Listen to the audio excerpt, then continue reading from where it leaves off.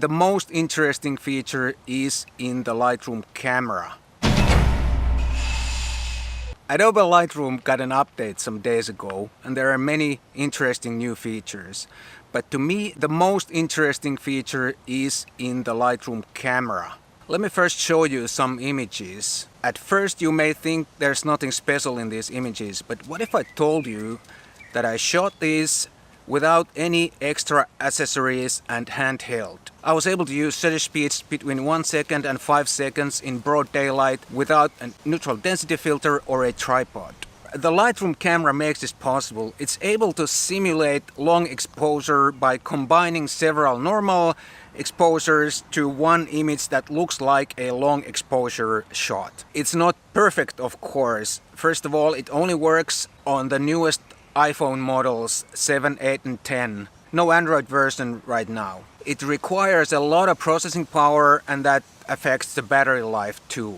I also noticed that sometimes it would not record the image at all, and that was a bit annoying because I'm sure I missed some great shots there. I guess there's a bug, and I hope it'll be fixed soon. The feature is not visible by default. You have to go into the menu where it says Technology Preview, and there you have to turn it on. And after that it'll show up in the menu right next to the shutter button. The simulated exposure times are between half a second and 5 seconds. You can use a tripod, but there's no need for that if you keep your hand steady. You can shoot handheld.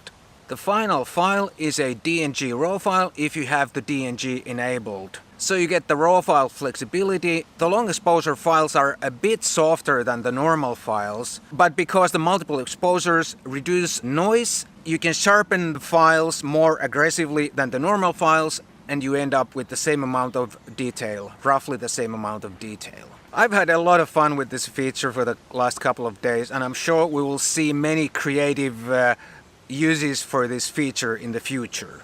I also wonder why this kind of feature is not in every camera. It seems that all the most interesting new innovations come to smartphone cameras and not to real cameras. This feature is so cool, it almost makes it worth buying a new iPhone and subscribing to the Adobe Cloud only because of this. I hope you enjoyed this little tutorial, and I'll see you next time.